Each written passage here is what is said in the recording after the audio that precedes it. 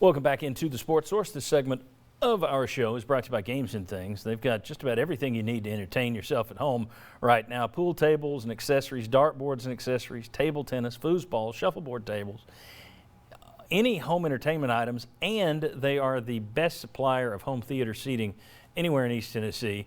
I bought two there about a year ago, and they have been fantastic. Easy to clean, just great.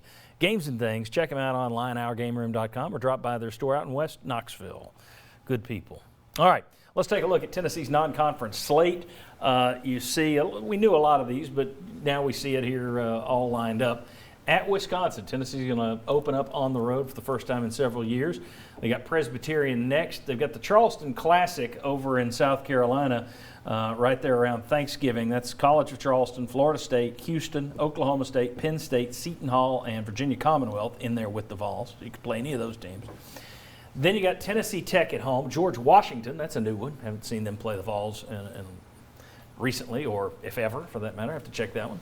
December 8th. Now, this one wasn't on the release that Tennessee put out, but Jeff Goodman reported this a few months ago, it was a couple months ago. Gonzaga in the Jimmy V Classic in New York City. That's supposed to be December 8th. We'll see. December 12th, Cincinnati comes here. December 19th, Tennessee scheduled to go to Nashville to play Memphis in the final game of that three-game set.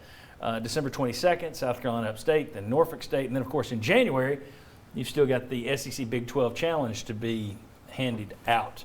Okay, interesting things here.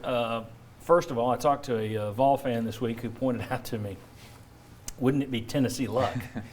You have this great recruiting class, these incredible signees. You don't get a season, and then they immediately jump to the NBA and just become all-stars with the NBA. That would be Tennessee luck when you think about the team that Tennessee is expected to have this year and the talent they're supposed to have. But another thing that's interesting, and certainly we just mentioned it off the desk here, there's now a move that if schools go to online only, that foreign students go back home, go back to their countries. Tennessee has a number of international players on their roster. So if Tennessee went online only and yet still found some way to play college basketball, they could be without Pons, Plavsic, and Vescovi if the government has its way. At least that's the way it looked.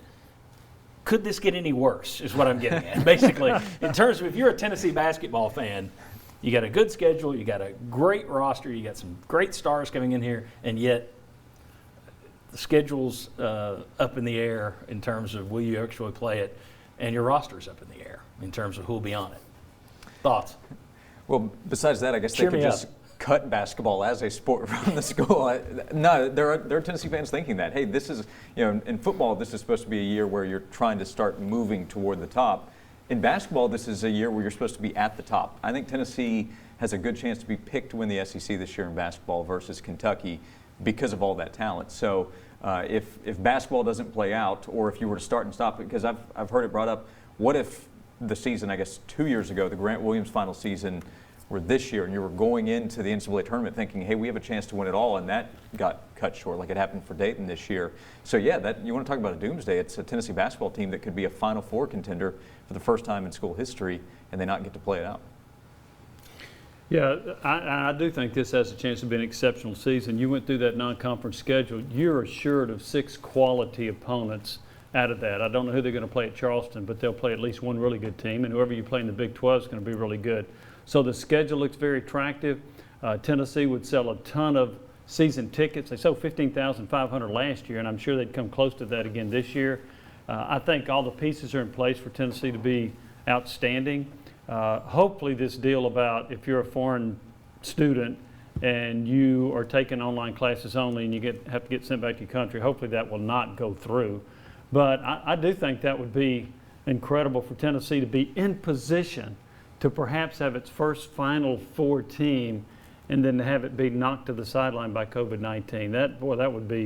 That'd be hard to swallow for a lot of fans. Yeah, it's a team that should be good and should be really fun. Yeah, and if you even if you manage to play a season, but you're doing it with online classes, you would still have the season, and you'd think you'd have the team, but because you've gone so international, you could lose 2 key contributors in terms of Pons and Vescovi, and who knows what Plavsic will develop into. But even if you get even if you have the season, if you wind up with online-only classes, there's a chance you're not going to have 3 players. Does that factor into Pond's NBA decision?